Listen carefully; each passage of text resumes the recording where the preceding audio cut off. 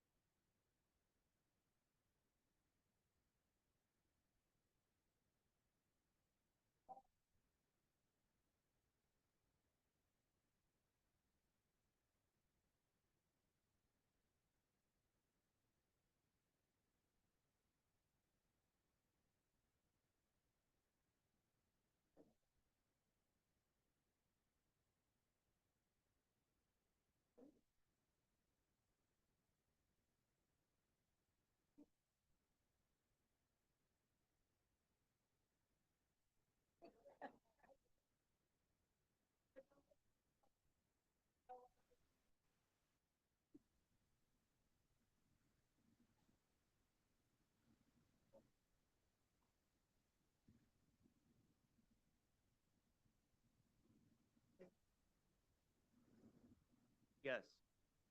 Is this going to be on? Once I put it up there, yeah, I'll introduce, we'll sit down and I'll put it up there. Okay, but I mean, how do I, just all I have to do is do this, Yeah, right? right. Okay, excellent. Good.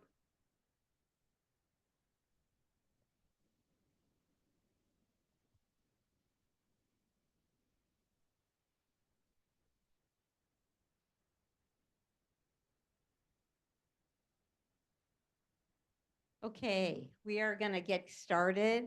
I am really delighted that we're here tonight. We're delighted to bring this program to this community, to Beth Emmet, and to the larger community.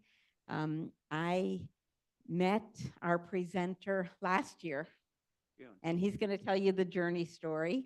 And I was so taken and intrigued by the story that he has to share and by the threads of learning that he weaves into his story.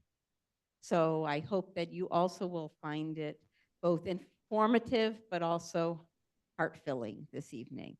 The topic, of course, when we look at the Shoah is always hard, and there's bright lights, and I think he's going to show us both. For those people who are online, please stay muted. I will let those people in just a second. And we will have questions and answers at the end. Our presenter has had a number of professions, and right now I'm going to call him a writer. So, Bob Nahn. Thank you. Thank you, congregants of Beth Emmet Synagogue, esteemed guests, friends, and a special thanks to Marcy Dickman.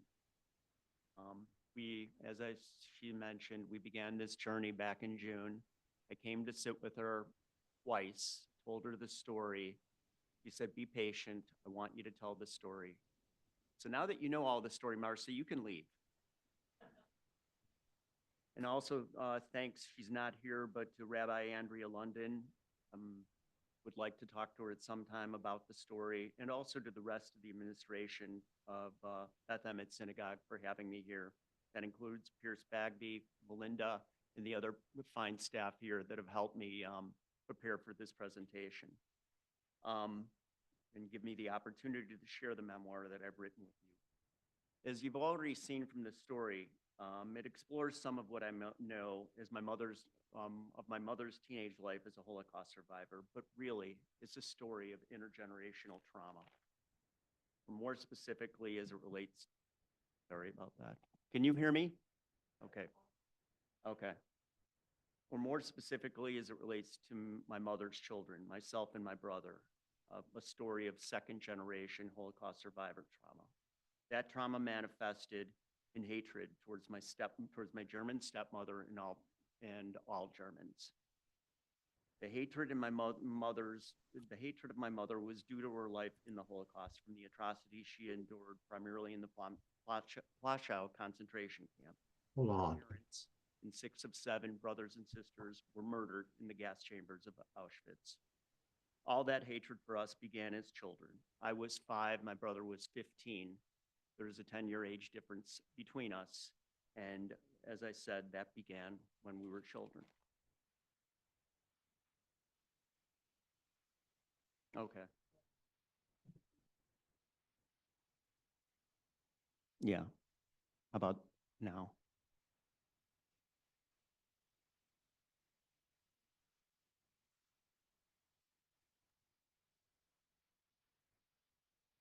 Okay. Okay. I'll do my best. So anyways, as the event details included, my mother was a Schindler's List survivor. I'd just like to see a show of hands for how many have seen the movie Schindler's Just put them on the screen. Have seen the movie Schindler's List. Oh, That's great. okay.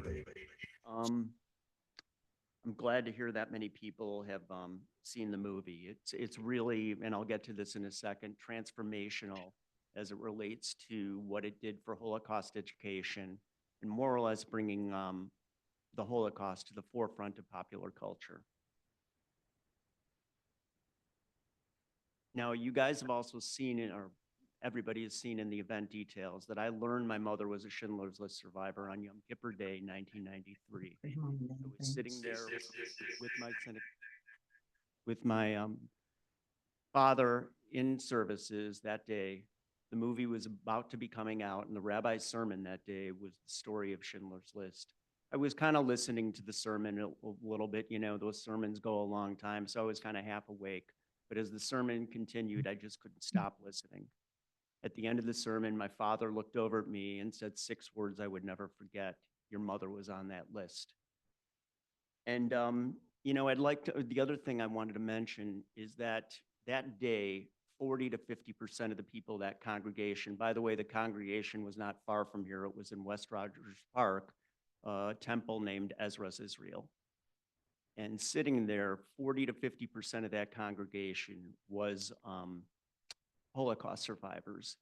And I'd like to think that the first story that they ever heard, the first real story, other than the books from Elie Wiesel, some of the documentaries, was the story of a Nazi German that had saved Jewish lives to the scale that he did, 1,200.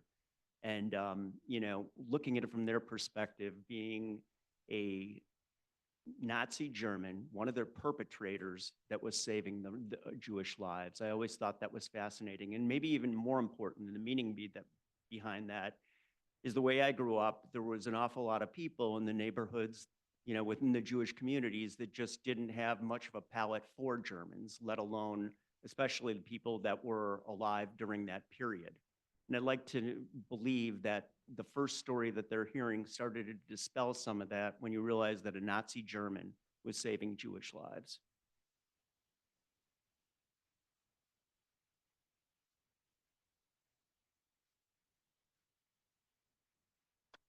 The other thing that I want to mention is that Schindler's List was so transformational in 3 perspectives from my view and from what I've read. It educated the public, as I said. It brought the Holocaust to the forefront of popular culture. The second thing being is it shaped filmmaking. Film inspired a proliferation of movies and stories about the Holocaust after 1993, not to mention the number of museums that broke ground or were established after 1993 about Holocaust remembrance. The other thing, and probably most importantly, was it created the Shoah Foundation. The Shoah Foundation was Steven Spielberg's vision for survivor testimony after the Holocaust. He used every dollar that he made from Schindler's List to fund the building of the Shoah Foundation, which is located in West LA. And to date, there are 57,000 survivor testimonies. As I said in the book, it's the voice my mother never had. And the other thing about that is I just thought, and I kind of mentioned it before, it was kind of intersectional from the standpoint of the human capacity of evil that confronts humanity, compassion, and courage to do what Oskar Schindler did, given the fact that he was a member of the Nazi Party. And, you know, the compromise that could have went into risking his own life to do what he did. I mean, again, at the scale that he did.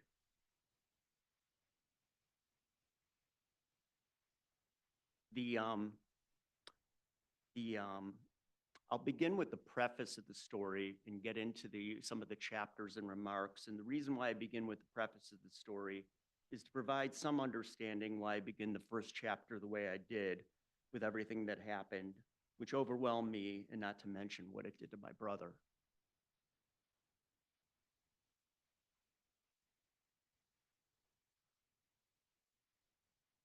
Growing up, both myself and brother never had our own lens for our perceptions of my father, but were far more impacted by how we perceived my German stepmother and all Germans. Our reach of hatred for her and all Germans was seen through her eyes. As I mentioned, those perceptions were from her trauma due to the Holocaust that became our trauma. How can racism really begin? First, we must better understand its definition. Assumptions of people based upon stereotypes. This couldn't be better demonstrated than as a child when you're being told what to believe and you really don't know any better. That's what my brother and I faced as children, assumptions about others that weren't real. How could 2 children be more deeply impacted growing up with their mother's false beliefs due to Holocaust survivor trauma?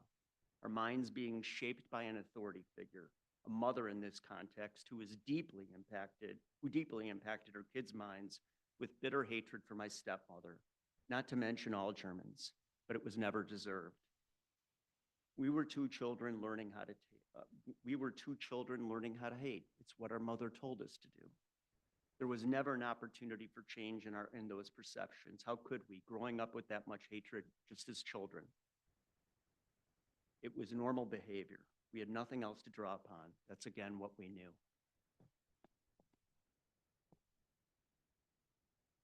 Okay, how about now? I will. As the event details reference, there has been much shared about Holocaust survivor stories, but not nearly enough told about intergenerational trauma. In this case, second generation, but also third generation has come to the forefront. I wish I knew why, knowing that survivors' trauma can become their children's. The impact and suffering can last a lifetime.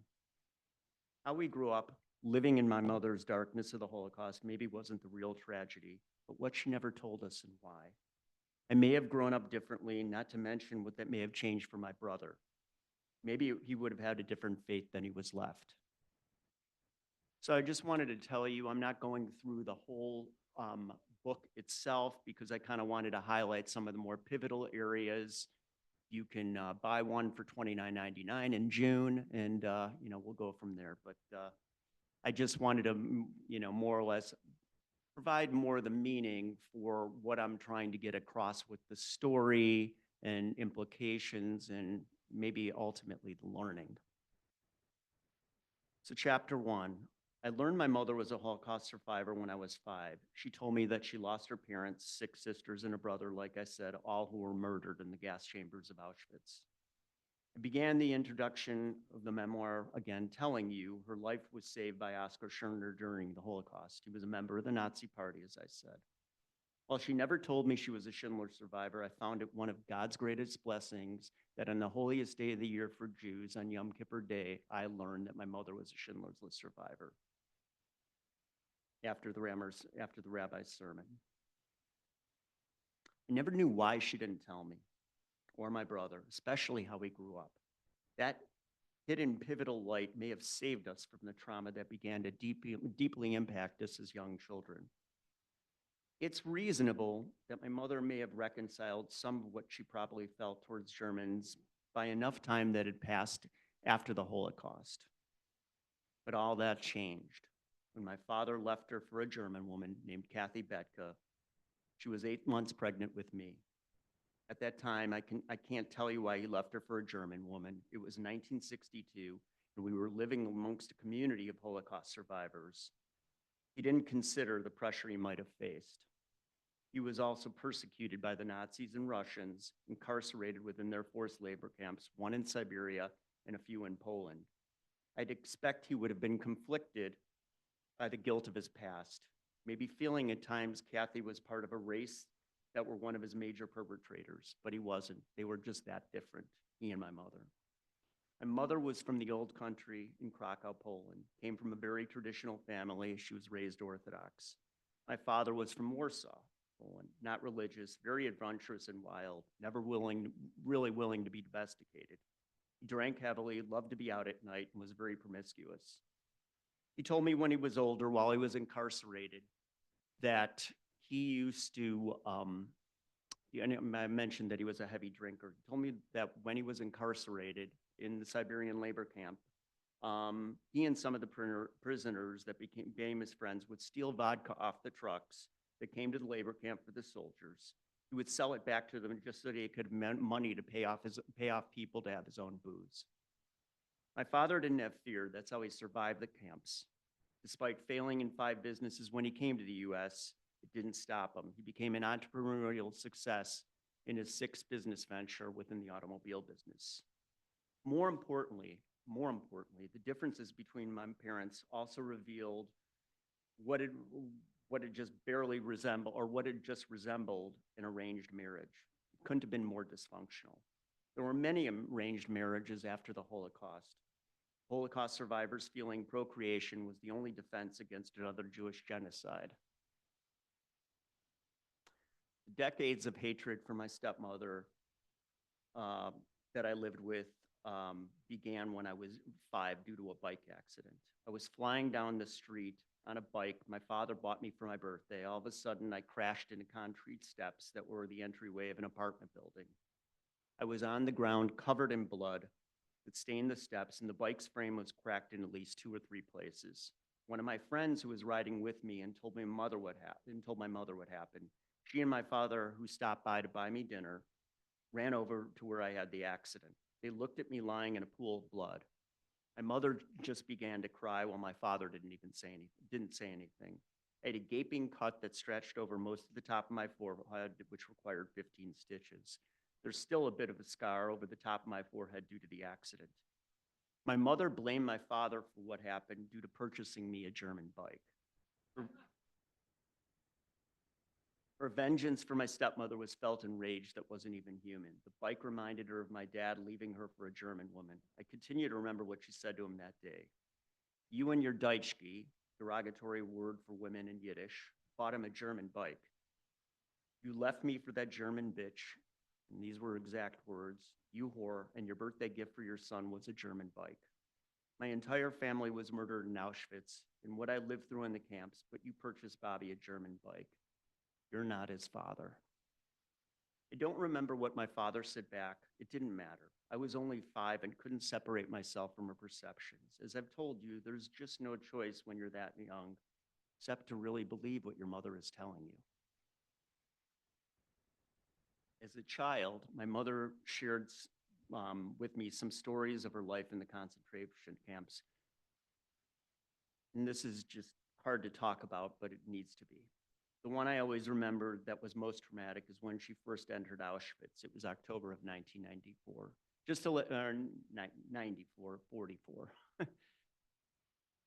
Just to let you know something about Schindler's List, a lot of people don't know this, but the 300 women that were brought from Schindler's camp in Plaszow, Schindler's factory, the Amalia factory, were only in Auschwitz a month. The reason being is because of the fact that mistakenly, they should have went to another factory called Brunitz, which he opened up in Czechoslovakia. It was actually his hometown. But they decided to open up this camp for 2 reasons. One, Schindler felt that his workers wouldn't be with him anymore, given the fact of just the Soviet army gaining ground, and also it was 1944, and the Germans were starting to just, liquidate the camps that were there that weren't death camps, and he was just worried that they would be killed in one of the concentration camps. So she was only there a month. My wife always says only a month, and I agree with her, but still I wanted to kind of clarify that a little bit. So anyways, getting back to the story, I confronted one of my most embarrassing moments with her. She used to frequently walk around the house naked when I was growing up. I was only 9 or 10 when she told me the story of coming to Auschwitz and became so embarrassed to see her standing in front of the living room window not wearing anything that day. It's how I began to hate all Germans. Not only my stepmother, listening to how she first came to the Nazis' top death camp. Once we first arrived in Auschwitz, they unloaded the people from the cattle cars who were nearly all Jews. We entered through the gates and were told that we had to take off all our clothes. They had us take showers, but we didn't know where we were going. Somehow we weren't sent to the gas chambers. One of the next times we stripped naked, Dr. Mengele examined us. He was an animal, she said, who experimented on Jews in Auschwitz.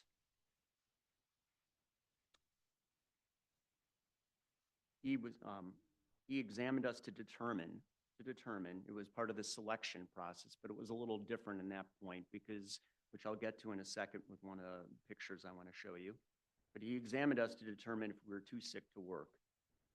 He decided if you look too sick to work, being of no use to the Nazis, and the ultimate result of that was you never returned.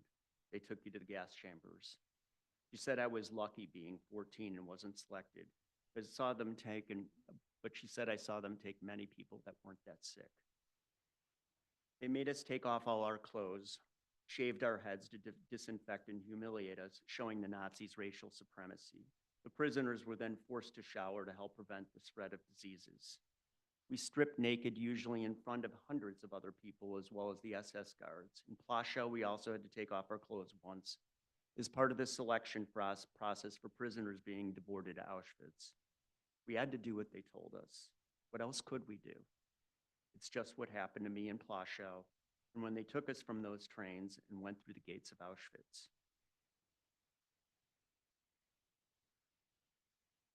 I'm hoping I can of this. It was a little different.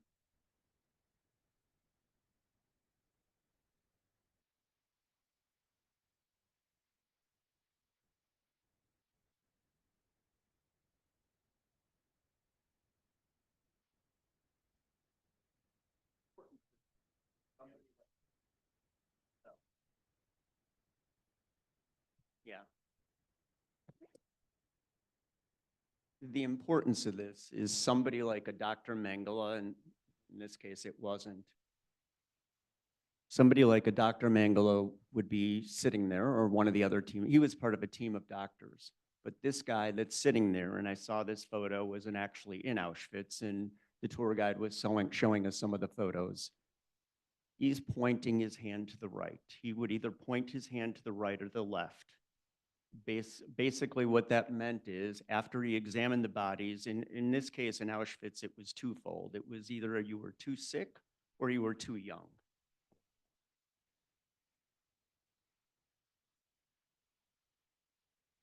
There we go. Sorry about that. So anyways, that, your fate would either be to the left, you went in the line for forced labors, as his finger is pointing to the right, you would go into the line for, as I said, being led to the gas chambers. You would never return. But I just wanted to show you this because that's kind of, when they refer to the selection process, that's what they mean. I mean, I still can't think about the fact that this is the way you come to a camp, and that's how you're kind of greeted if you think about it. I wouldn't say it's a greeting, but anyways, I just wanted to show you that photo.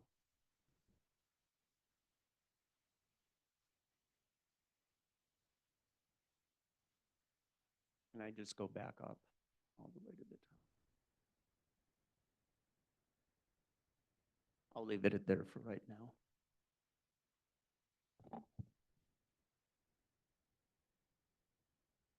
Okay, I think that actually might be better. So after, I said that about what happened to my mother and, the way she described what happened entering through the gates of Auschwitz, I remember one more thing that was really pivotal. My mother wouldn't stop crying when she talked about the selection process and what happened to so many without a reason. She would say, who could do this to people? That also triggered the memories of her parents and 6 of 7 brothers and sisters who died in the gas chambers of Auschwitz. After hearing the story, I was overwhelmed by the past and the way that she wanted me to be. What my mother had been through was inconceivable. It was one of the various ways she reacted to her trauma in the camps, deep tormenting memories of repeated darkness that sometimes manifested with her perceptions of normal behavior. Her walking around the house naked, living in the past like it was the present. I wish that I would have been compassionate and just thankful that she survived, but I was deeply embarrassed and very disgusted, crushed by shame, particularly when kids in my block saw her like that in the front window. The hatred for my stepmother reached a peak when I was 13. It was due to my mother's. I want to stop for a second here because I don't want to give any false notions. I'm presenting this story from a perspective of hatred and what it can do to you, but there's also in the book, and I don't talk about it enough, and there's a reason for it, which I'll get to an end.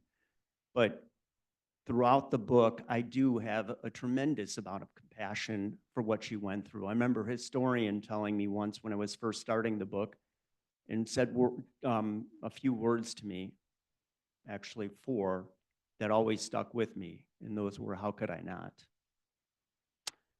The hatred for my stepmother reached a peak when I was 13. It was due to my brother's first suicide attempt and her being with my father when he came to our house. I demanded him to come over, not knowing where my mother was all that day. Basically, I'd been left alone. I was 13 since about 8 in the morning and didn't know where her or my brother was. That night, I learned my brother attempted to kill himself. It was Saturday morning, mid-March 1975. My mother told me he jumped off a building and broke both his knees. It was 4 blocks away from where we lived in West Rogers Park. His suicide attempt was due to hearing voices, which told him to jump off the building. He was diagnosed with schizophrenia in his final semester of college. I am certain the hatred for my mother left in my brother penetrated much deeper than myself was partly to blame for his nervous breakdown. What I learned of my brother that day viciously increased my hatred for my stepmother. My father had brought her with him to my house while we began to face a crisis with my brother. When I was 19, and I put this in a first chapter for a reason, because I wanted to kind of like, the story also deals heavily with an irony that I wanted to kind of like constantly weave throughout the book. And that is this whole idea of the way I grew up, but yet a couple of things were there that should have made me believe to the contrary. And what I mean about that is the impact of all that, or having all the hatred that we did for my German stepmother and Germans. And this is a really good example why. When I was 19, I finally learned the truth of my stepmother's life growing up that I needed to learn when I was a child. She mentioned to me at the time that her father was never a Nazi Party loyalist. He couldn't stand what was happening in Germany, and he lived with deep conviction to his beliefs no matter what. He passed that on to his family. So one day, 2 members of the Nazi army came to her house and knocked on the door. She was maybe 6 or 7 and just finished eating dinner with her family. She stood in the hallway, except her father, who answered the door. The family was afraid, knowing there were 2 Nazis by the door. Both of them saluted her, Heil Hitler, and he refused to salute them back.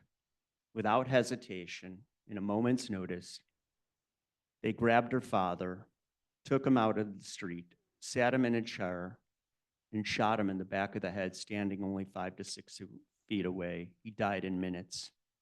Her family couldn't do anything in fear of their own lives, watching in shock what happened.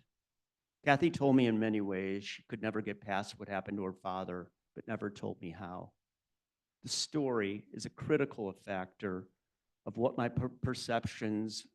mother's perceptions of my stepmother and her family that were so not real.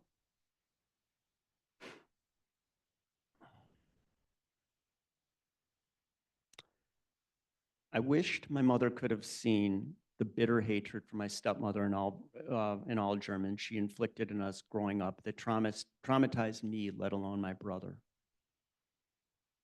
There was trauma for certain colors, such as reed green, due to being the color of Nazis' uniforms. Even the slightest flash sent me into a panic. When I watched the comedy sitcom Hogan's Heroes growing up, despite it being a comedy, the Nazi prison guards in their green uniforms triggered many nightmares. They painted the dehumanizing images of my mother's concentration camp stories. I also often looked at the color white as a reminder of Nazi swastikas.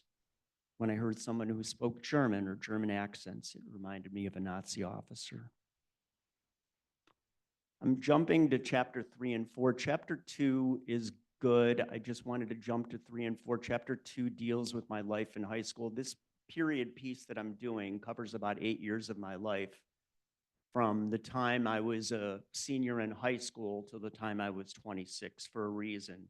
But the period in high school is also important. It's just I wanted to kind of flow a little bit further into something that I believe is even more pivotal and, started to maybe change some of my thinking towards my stepmother. So again, one of the pivotal chapters in the memoir is when I left home being only 19. and I would never return. I left due to my mother's post-Holocaust survivor trauma, due to her spiraling paranoia at that time. I was working for my father while in college and came home after work one day. When she mentioned my friend Mike called, I asked her if he left a message. She mentioned that she hung up the phone on him when he called, believing he was now part of the line. Since I was a child, she referred to the line as some of her former friends who were spies that would let the Gestapo know where she was hiding during the Holocaust. Now one of my good friends was one of them.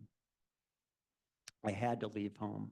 Otherwise, I would have faced my mother's deepening paranoia due to the Holocaust, but my real fear was my brother's fate would have been mine. He never really recovered from his nervous breakdown when he was 23 and I was 13. If I lived in that house with him and her, I just don't know what would have happened between my mother's dysfunctionality and my brother's spiraling mental health. After I left, he was no longer able to keep a job, was winding up in psychiatric hospitals, treated with shock therapy that did nothing, and lived in some of the most disgusting halfway houses when he wasn't at home and in the hospital. Now, one thing I wanted to mention, some people have asked me at this point, why wasn't there more help? You have to remember this was happening in the 80s. Behavioral health has came a long, long, long way. I mean, even today, there are now, descendants of survivor groups. There's all types of behavioral therapy to deal with trauma. Back then, there was some, but not a lot. And also, you had the other thing that I didn't get into a little bit, but I will. There was also a divorce that happened when I was very young, and basically both parents were trying to fulfill their own agendas. So the kids weren't being attended to like they needed. And actually nobody could see what was really happening to my mother. For sure not my father. He was too busy trying to solve his own agenda, and I would say more or less his own issues with the attacks between him and her that were going on. So he was doing nothing more than defending himself while counteracting that by also going on the offensive against her. I haven't discussed this a lot. I do throughout the book, but I believe that the reason why I draw so heavily on Schindler's List is there are some parallels that now I'll bring out that deal directly with some of what Schindler did, his humanity, his courage, and maybe more than anything else is compassion, despite being you would think being compromised, being a Nazi. I really believe, as I'm going to say, there is some parallel between how my stepmother saved me from a life that probably wouldn't have lasted, and how our Oskar Schindler rescued my mother with so many other Jews from the Nazis' atrocities. He gave them a sense of freedom, despite Europe and maybe even some of the rest of the world who mostly believed people only loved dead Jews at that time. My mother, being transferred to work in a Somalia factory from the Plaszow concentration camp, ran my Amman Geth, nicknamed the Butcher of Plaszow, and it wasn't for chopping meat. I guess the point that I want to make is, how could anyone expect what otherwise would have been her fate? If Kathy didn't help me on the same line or in the same context, if Kathy didn't help me leave home, I really believe this, when no one else being there for me like she was, not even my father, I had also foreseen a tragic destiny. After I left home, I no longer contacted my mother or brother, but they learned where I lived during my senior year of college. One day they came over to my apartment, but I never answered the door when they rang the doorbell. I was actually hiding underneath the window. I just didn't want to see them. I didn't want to see them. It's why I left. The memory of that day deeply triggered how much farther my mother dug her hole of vengeance in my brother than myself or my stepmother. One night, my brother visited my father and stepmother in their apartment when he was 15. She gave him a Jewish Star of David with a necklace for a gift. It was a way she thought she could begin to become friends with him. He decided to wear the necklace when she gave him the gift. When he came home later that evening, my mother questioned who gave him the necklace maybe 3 or 4 times. He was deeply shaking, being that scared of my mother, and finally answered it was for my stepmother. She told him to take off the necklace and give it to her before he left the room. He initially refused, but finally nearly covered in tears, gave her the necklace and Jewish star. With a fire of rage, she yelled, "If you ever wear that again, don't come home." She took them from us, she said. He was referring to my stepmother. He became nearly insanely hostile. Ran out of the house that night, now really drowning in tears, and didn't return home until early the next morning. They really didn't talk after that until he returned home. They really didn't talk after that for nearly 3 weeks. Going to chapter 5. My college graduation was a culmination of progress for no longer being dependent upon my father for financial support. Right after college, I was offered a full-time position in finance for Motorola's risk analysis team within their cellular technology division. It was never more clear what I had reached, that what I wouldn't have reached, that if I continued to live with my mother, none of this would ever happen. More importantly, I was certain that my life would have been similar to my brother's or even worse if I didn't leave home. It also further let me understand the penetration of my mother's control over my brother's mind that certainly helped to destroy him. Despite knowing all that my stepmother had done for me and getting me to the point I was at presently, I couldn't accept her as a parental figure or even thank her. I remained conflicted due to the manipulation by my mother of my lens for my stepmother since childhood. There were still some of her darkest perceptions trapped in me. They couldn't be seen differently. I was working for Motorola maybe a year and a half after leaving college and began to confront my own survivor guilt. I became obsessed as to why my mother's control over my brother did not impact me to the degree he was impacted. I realized that I was a different person, but the survivor guilt began to control me. It lasted for almost 3 months. The survivor guilt that I felt continuously at that time, I only managed to cope and reconcile with that trauma through reminding myself the functional development my stepmother helped grow in me. I just finally knew that my life was not my brother's. While we both graduated college, I was working in my field, living independently, supporting myself with a pretty happy social life. Whereas he lived at home with my mother for a while until becoming institutionalized for most of the rest of his adult life.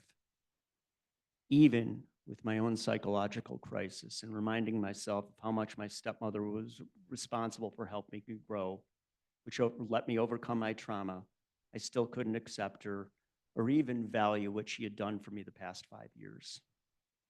I remained a victim of my mother's trauma for no reason.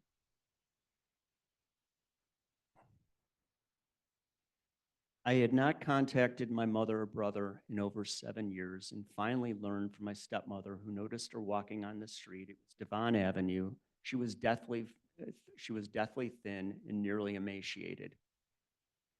She demanded that I drive her to a doctor to be examined. Initially, I selfishly didn't want to come to take her to the doctors because even knowing she was potentially that ill. I had not seen her for more than half a decade and couldn't forget why I left home. There was also a feeling that she may not even let me take her to see a doctor due to not trusting me because I hadn't contacted her for 7 years.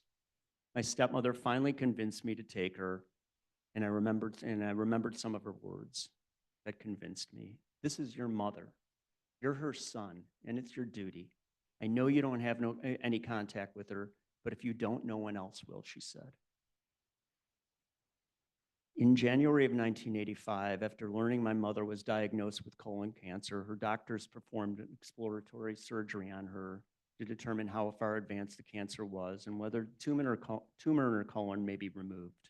After waiting 3 hours in the operating room, surgeons came to let me know the results.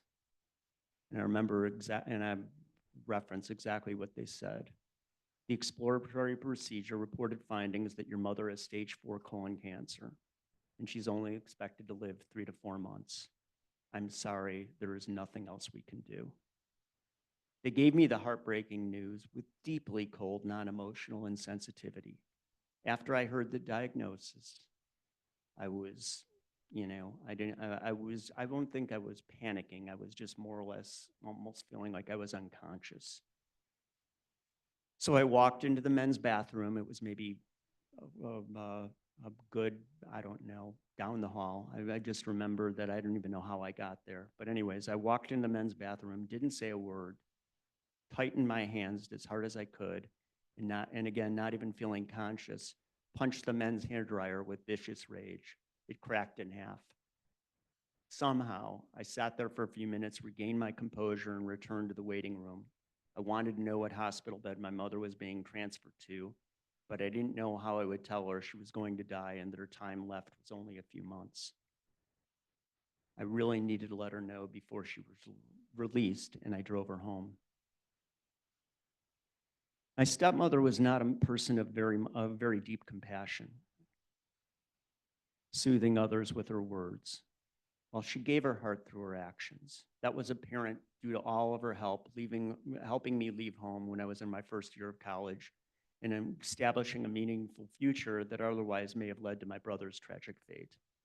There was also one more immeasurable act of unforgettable sensitivity. In my mother's most dire time of life, my stepmother put aside the decades of unrelenting bitterness between them and became one of my mother's primary caretakers. She couldn't see how a person could suffer like this. And knowing I was only 25, never experiencing anyone dying, let alone their mother, her conscience wouldn't let her stand aside without giving my mother what she needed for the remaining 3 months of her life. In the final weeks remaining before my mother died, she sat up in bed despite her meager, nearly skeleton-framed body, yellow-colored skin that stretched everywhere over her face and hands due to jaundice. And she looked into the eyes of both of us but said nothing.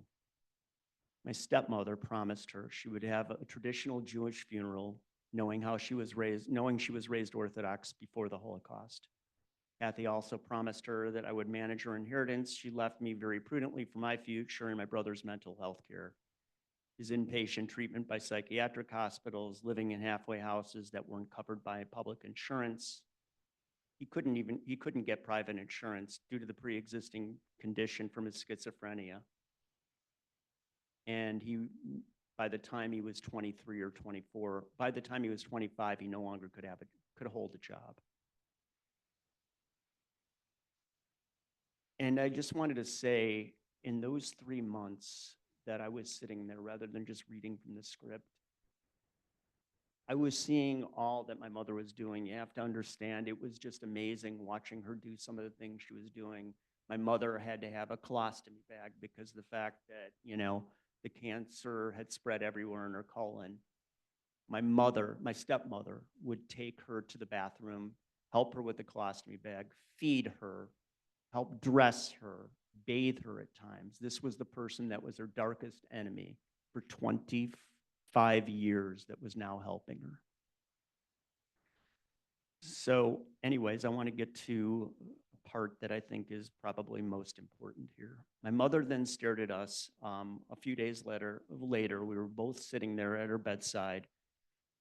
And with the bit of life she said she had left, with the bit of life she had left, said to my stepmother, probably 5 words. Sorry, I lost count. Something I will never, ever, ever forget, and has always kind of like defined me. I should have made Shemitz with you years ago. The word Shemitz means peace in Yiddish. Hearing those words was why the title of the book is called what it is, which is called The Difference, for how I now view my stepmother with love, compassion, acceptance, and finally having the vision for all that she had done for me when I left home. I was pretty certain Kathy also found reconciliation with my mother. It was purely transformational from the 26 years of deep, relentless vengeance since childhood for how I now perceive my stepmother. In their peace between each other, I also began finding reconciliation with my mother. I viewed my stepmother's unrelenting help for my mother when she was dying in certain ways with the same feelings to how Oskar Schindler, despite being a Nazi, saved my mother and 1,200 other Jewish lives from Hitler's final solution. My mother would have died regardless of her help, but not with the dignity, compassion, and grace my stepmother gave her in the last 3 months of her life that came from her darkest enemy. I couldn't even measure the reach of humanity over a lifetime divide between them. Considering Kathy was really my mother's primary caretaker when she was dying, it made me think about the real gift of Schindler's heart, learning on that Yom Kippur day that a member of the Nazi Party saved my mother and countless numbers of Jewish lives from their plan of Jewish genocide. Hearing how my mother's life was saved by a Nazi German, despite the hatred myself and my brother were traumatized by growing up, also strengthened a found peace for reconciliation with her. It better let me realize how she was impacted by her past and reconciled with her in the way I needed, not only what I felt right before she died. And also knowing what Schindler did, I could no longer blindly feel my hate for all Germans. I wanted to move on from there a little bit and talk a little bit about some examples of this whole idea regarding intergenerational trauma. Oh, I wanted to first show something so you have a little bit of a picture of some members of my family and kind of like you can see the contrast. Okay.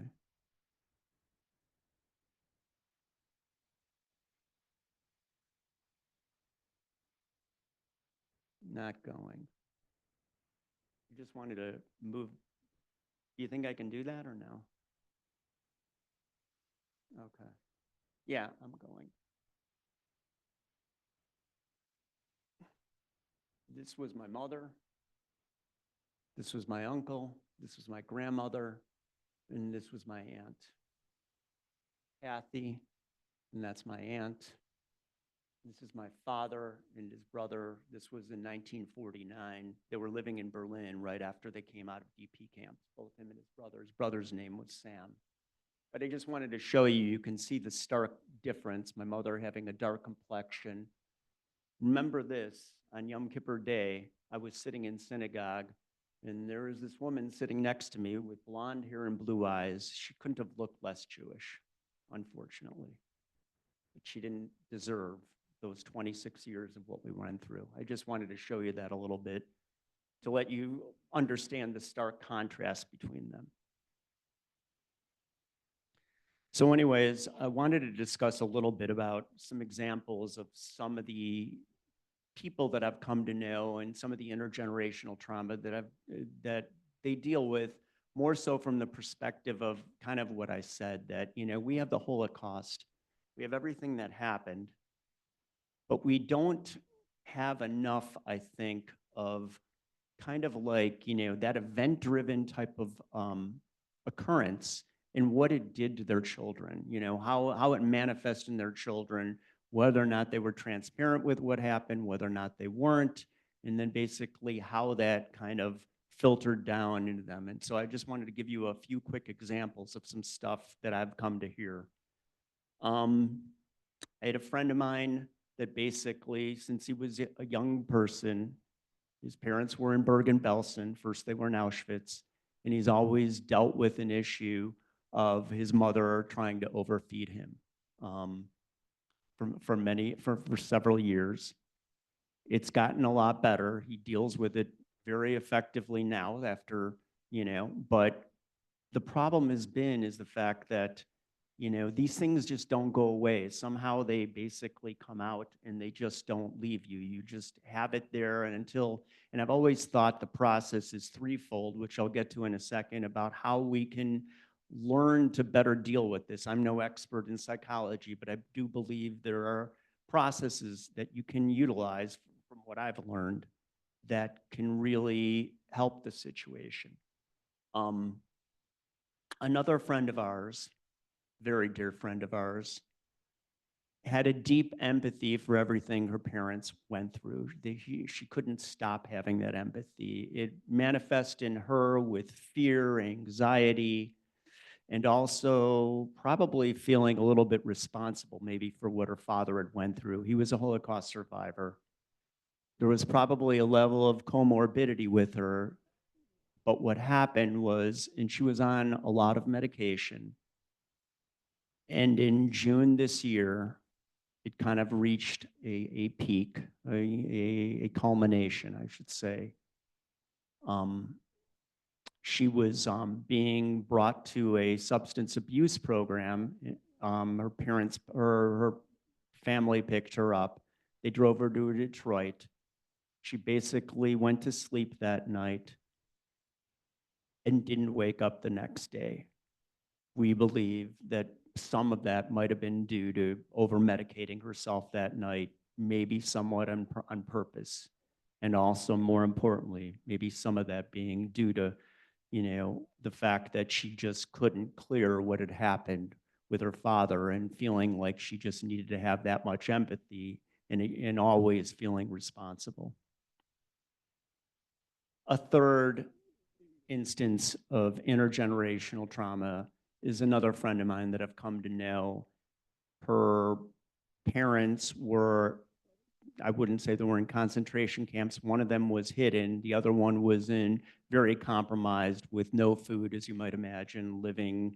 I don't know if he was hidden as well, but when I heard the story, obviously very, very, very, very significantly persecuted, living a life that nobody should lead. Anyways, she didn't even know until about 10 years ago through therapy that basically she took on all of her parents' pain, especially, I think maybe even more so her father. Her father is now older, and she's even told me he often gets depressed. He has some form of Alzheimer's going on, and sometimes she even feels responsible for that. And she's just now coming to terms with the fact that, and she's also told me how hard it is to set boundaries around her father, feeling basically from what he went through that it's her burden to bear. I just wanted to begin to tell you how important, again, it is as it relates to intergenerational trauma. Again, it's not talked about enough.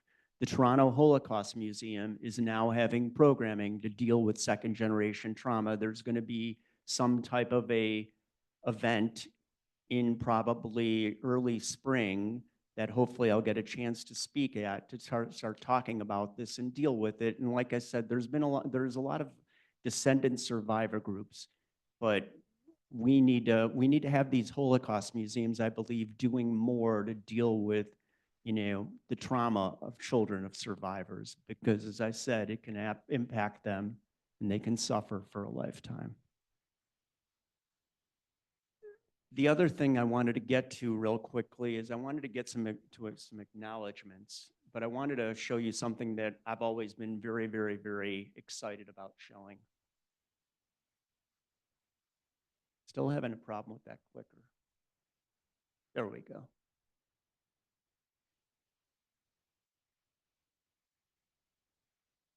This man, his name is Leopoldo Pfefferberg. They call him Podek. He changed his name to Leopoldo Page.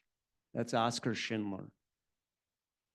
Leopoldo Pfefferberg sat down in a library, or not a library, his leather and repair shop in Beverly Hills, and I'll get to more of this story in a second, and sat down and told an author named Thomas Keneally the story of Schindler's List over a 3-hour period in 1981. Basically, at the end of that speech,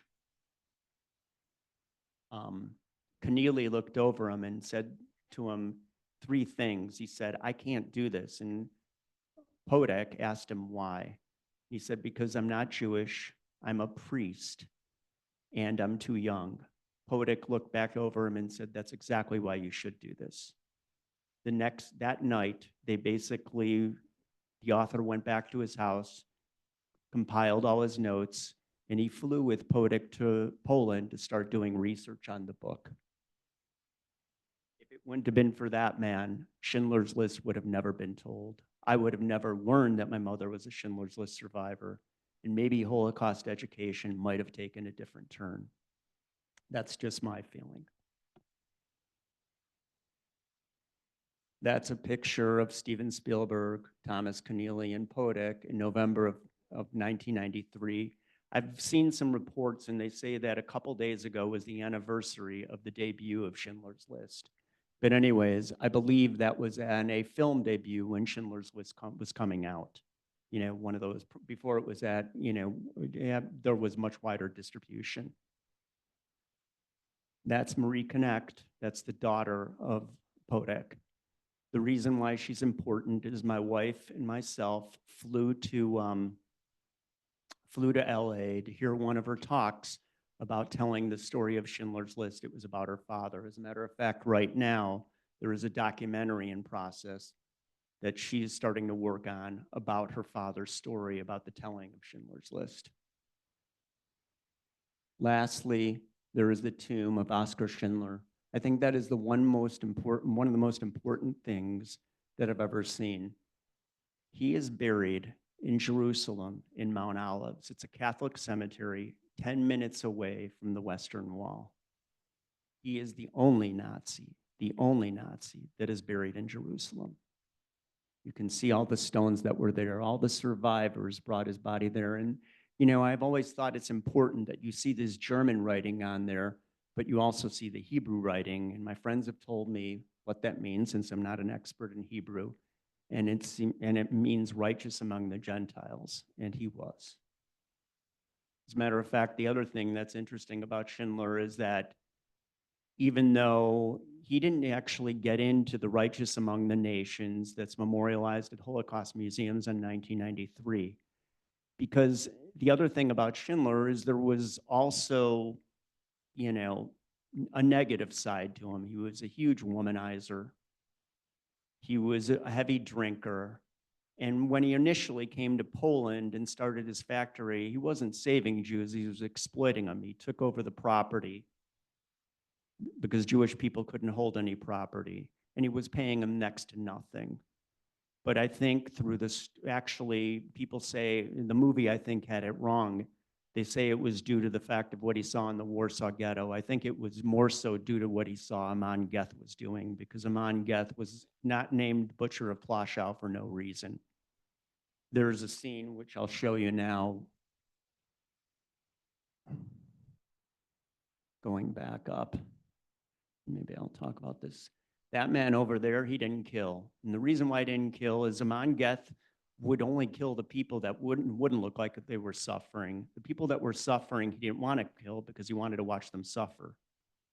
So you could just see the, you know, the derangement of an individual like that. And Schindler finally realizing that, you know, that he couldn't be complicit in what was going on. Something had to happen. The other thing about Schindler that's very, very important, that might have been very different from stories that you've heard, is that, and I'll also maybe talk about this briefly, is that Schindler was a person that might have had a different disposition than many of the Nazis, but the thing that's very fascinating is that he had exposure. And what I mean by that is he grew up as a kid in Czechoslovakia, actually, playing with Jewish kids in the 20s and 30s. So all this, you know, Nazi idealism that Jews were subhuman, they were, you know, creatures, rodents that had been eliminated, he had firsthand evidence to realize they were just the exact opposite. And I think that plus his disposition might have been a key part of his compassion that let him do what he did.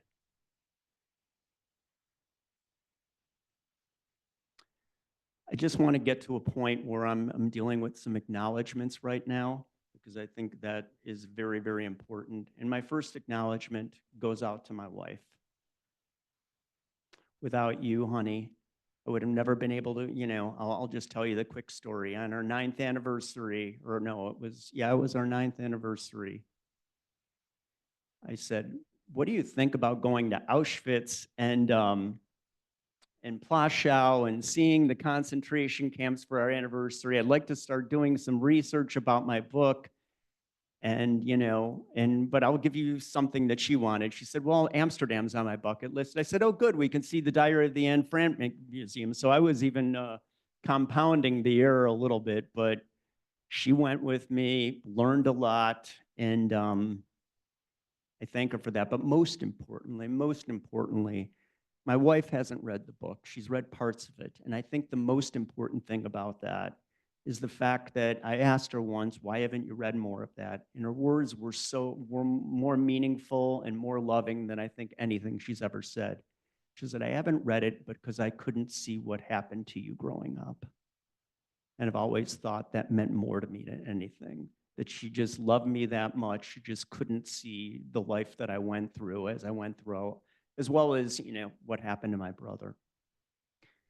The second acknowledgement, obviously, will go out to, not obviously, but it'll go to Leopoldo Pfefferberg, Podek, firstly, because again, without him telling the story, as a matter of fact, I'll tell you a little adjunct. Podek actually came from Ellis Island, went to Beverly Hills because a friend of his wanted to go into business together. The friend wanted to live in the outskirts of LA. Podek wanted to live in Beverly Hills because he knew there were authors and producers there, because he had a conviction to wanting to tell this story. As a matter of fact, I think he mentioned that after the war, when he met Schindler, again, he said, I will tell your story. And that's what he did. But the point I want to make is in 1966, MGM, a producer from there had actually heard the story, did nothing with it. But then, the book got published in 1981. It was called Schindler's Ark, won several awards, and then Universal Studios, where Steven Spielberg bought the option to the story. But it took 10 years still for the story to be made. And the reason being is it was because of Steven Spielberg's reluctance to deal with such a hard subject. I think also,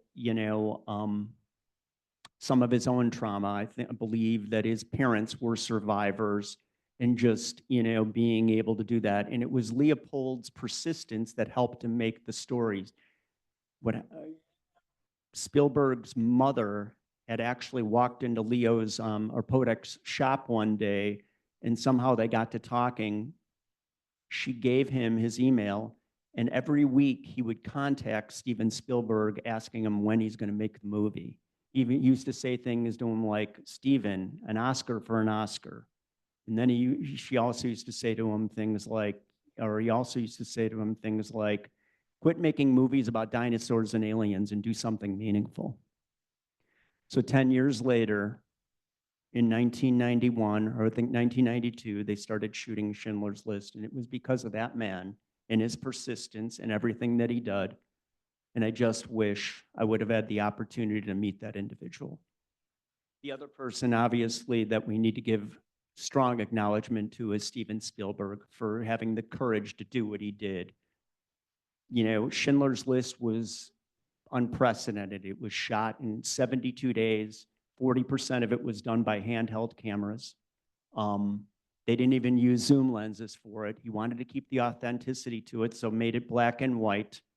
And, it was just, there was a level of just like not having a lot of rehearsal to it. He just wanted to really bring out all the authenticity of that movie.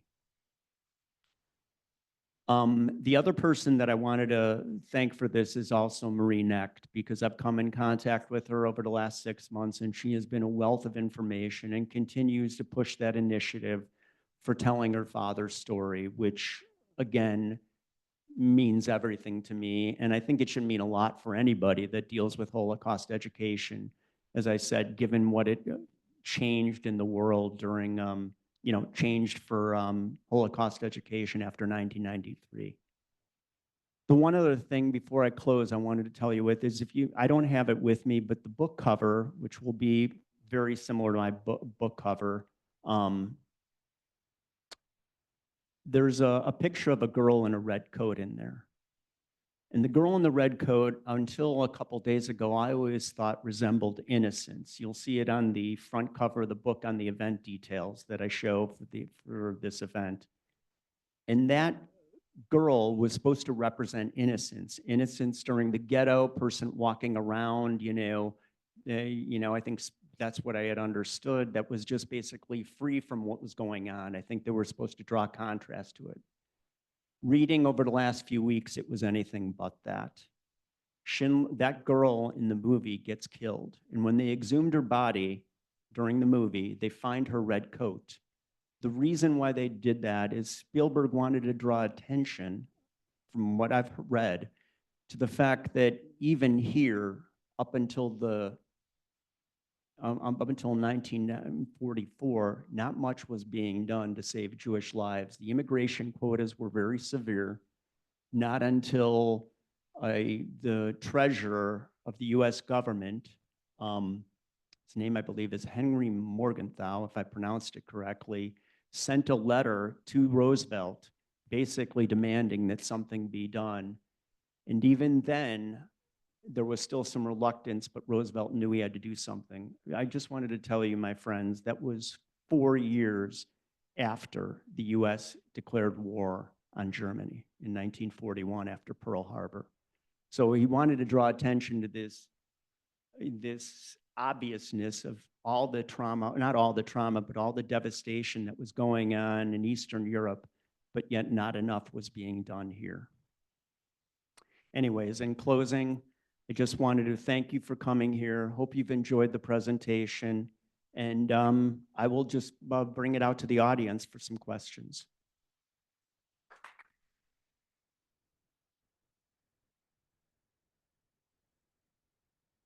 Take the mic, whoever wants to talk.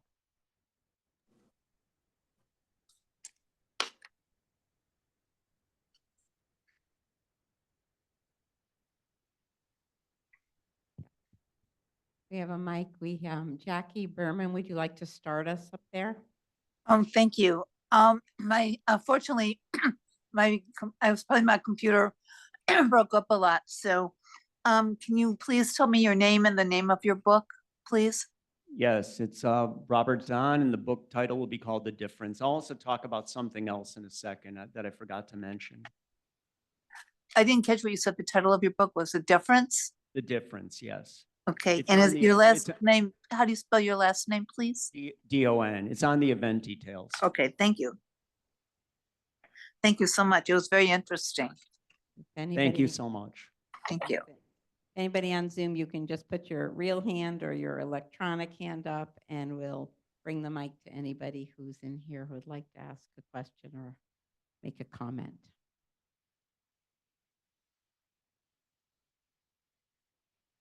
Going once? No.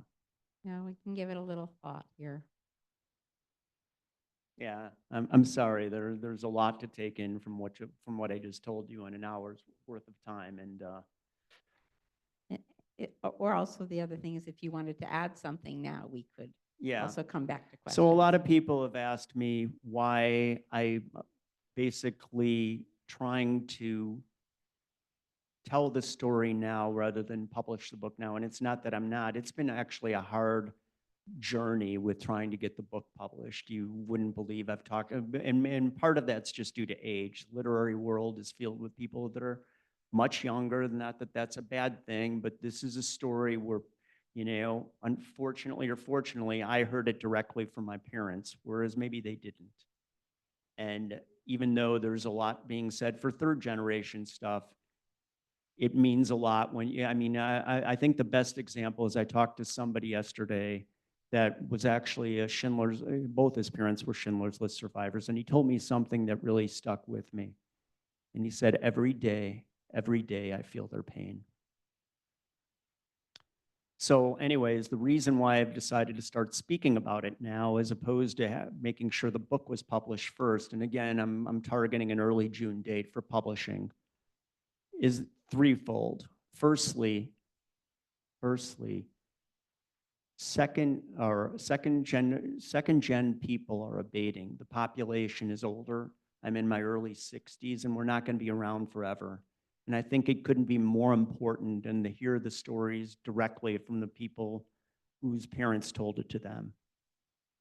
Secondly, this story is deeply about intergenerational trauma. And as I've told you, we've just touched the surface on it. But as I mentioned in the event details, movies are starting to come out about this story. A Real Pain with Jesse Eisenberg deals with just that. It's third generation trauma, but it's still the trauma of a person that's dealing with his grandmother's past in Poland, where she was persecuted by the Nazis. Thirdly, and just as important, this story deeply deals with conjecture. And I've said this over and over and over again. We're living in a world right now, I believe, that has never been more divided than since the Holocaust. And having said that, if we're dealing with a story of conjecture, doesn't that story need to be told now?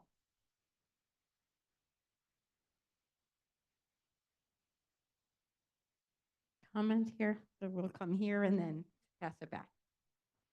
Just introduce yourself. I am Barb Schoenfield. Nice to meet you, Barb. Nice to meet you, Dan. Bob. If you and your wife have children, what have you shared with your children about your mother's story and your own experience? I wish we would have. I didn't. All I know is I've ever raised my children. I'd be inspired to teach them differently than the way I grew up. I also wondered whether you had extended family or other people in the survivor community at the time that you were growing up that tried to intervene or provided any support to you? Well, that's a good question. And my answer to you is probably the answer lies in the Shoah Foundation. People weren't talking. People just weren't talking. I would go to various organizations. There was a Jewish group called La'or. There was B'nai B'rith. My friend, the Yanish Korchak. Ken, can you correct me if I'm wrong? Was that called Yanish Korchak? And they were going, but not enough was being said. Not enough at all was being said. Everybody was, and I've heard it was twofold. I've heard it was one, basically not being able to deal with that, but two, I think there was also a level of people just not believing them. Thank you. Thank you, Rob. This is Debbie Thank- Wasserman, a good friend of Rob and Jody's. Thank you. What a wonderful presentation. I just wanted to also thank you for mentioning our mutual friend Liz, who was also like you, second, generation trauma. Such deep trauma that she worked for so long to tell her father's story and create a testimonial for a long time, for probably a few years. And it happened 2 months before she died. And interestingly, it happened in this room. This is where the event was. So it's really come full circle to hear it from you. Yes, yes, yes. I just wish we could have been there to hear that because I knew she probably would have wanted us both to. Thank you. Anybody up on screen? Did we miss you? Sorry. Don't want to forget our people online.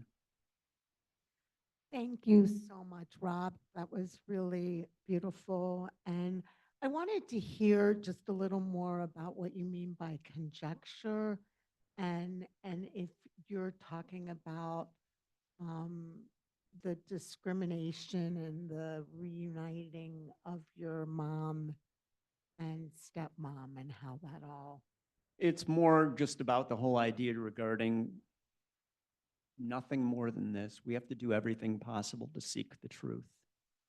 I had the Schindler backdrop that I finally knew.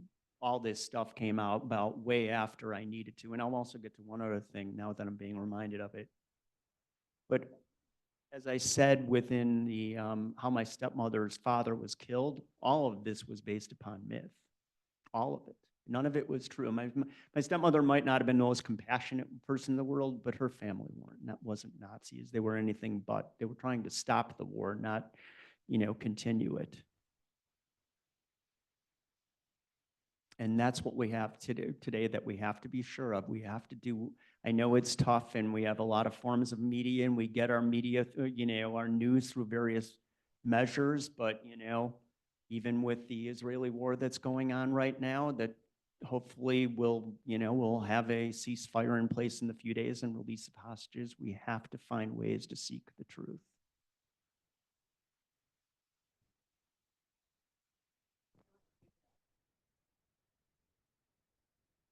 Thank you for sharing your story with us. I am intrigued by your comment about Holocaust museums could be serving the descendants.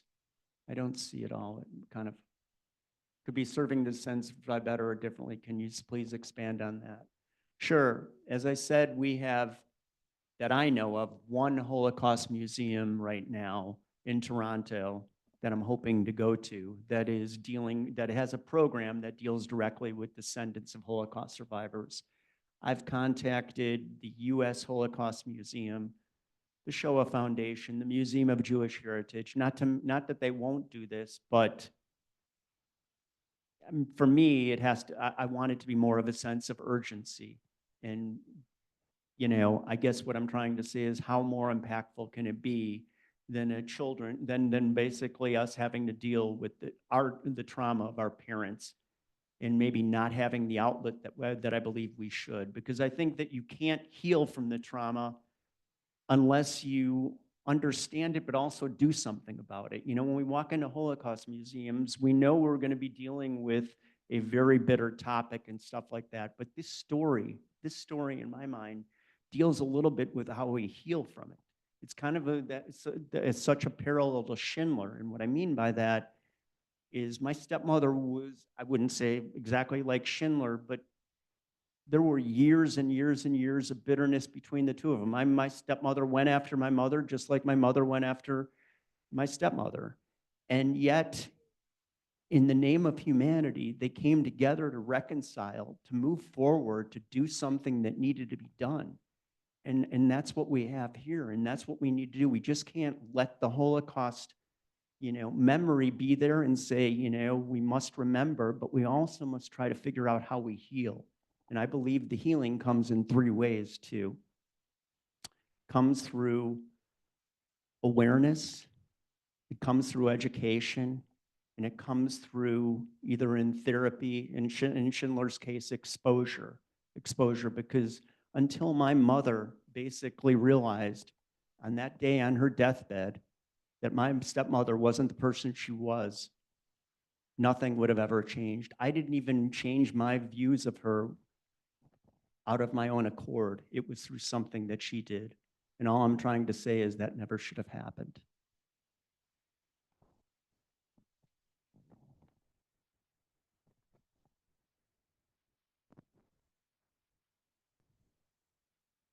Hi, thank you for your presentation.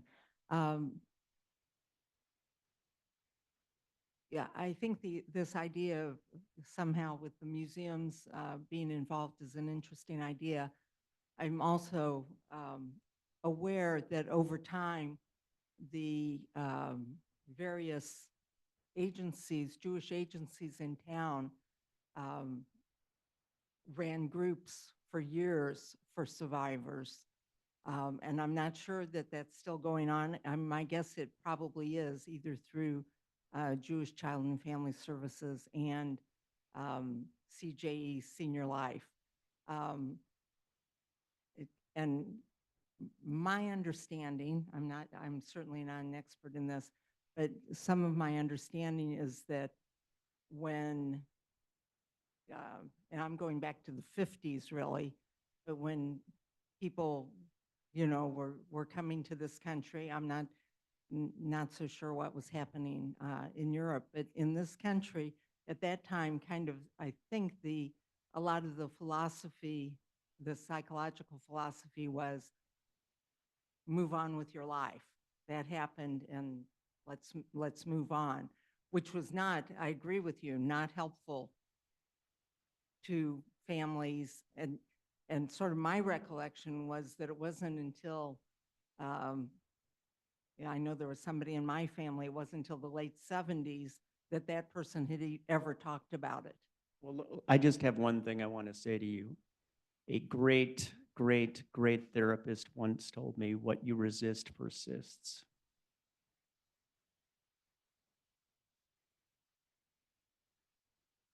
I agree. A lot of harm. Because as I said, the outlet is there for them when the Shoah Foundation was created, and for survivor testimony was good, but I just don't see how that couldn't affect their children. You can't deal with something of that magnitude without it filtering down. Yeah, absolutely. Absolutely.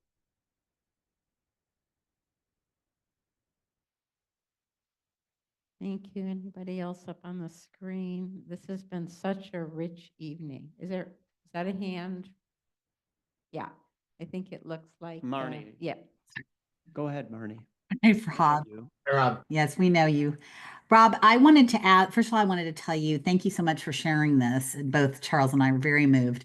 But the other thing I wanted to ask you to kind of talk about, and something we've talked about, is how this can relate to what is going on today in today's world, because I think it is apropos. I think it does apply.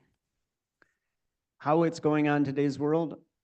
How isn't it going on in today's world? We live with such divide going on. I'm not going to take any views on politics and stuff like that. But as I said before, we are dealing at a point where we just, and I wanted to position this book, and I'll kind of like get to maybe elaborate, or maybe I'll answer the question a little bit better, because I've watched some movies about cults and even the Hitler Youth movement, and this whole idea regarding false reality and how that penetrates so deeply when you're as a child. As I talked about, what else can you believe? You have no other resources, no other, reference to deal with than to believe what somebody's pushing into you. And today we're sitting there and, information is flowing left and right, but, we're dealing in an age where we just, I don't know how to explain it. We just hear something and people latch onto it. Comes on Facebook, it comes through, TikTok, wherever it comes, and all of a sudden, and you're sitting there and just wondering how this became real, whether or not it's politics or whatever, or, climate change or not climate change. It's just that so the story relates basically on false myths that are spread and then just continue and continue and become and just spiral out of control.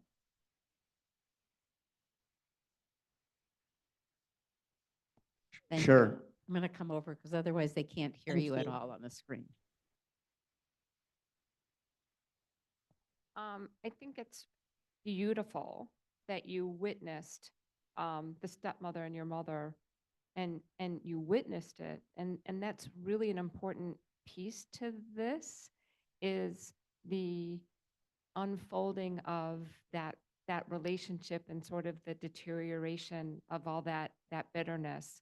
And to me, what's going on now, when Marnie raised it, is that's what people need to talk about, not the divisiveness, not this side or this side or this side. It's the remembering of humanity. We're all caretakers for each other, whether you're a coworker of somebody you manage, you're a neighbor, you're a parent, you're a grandparent, intergenerational. Everybody's taking care of someone, and there's a story to tell.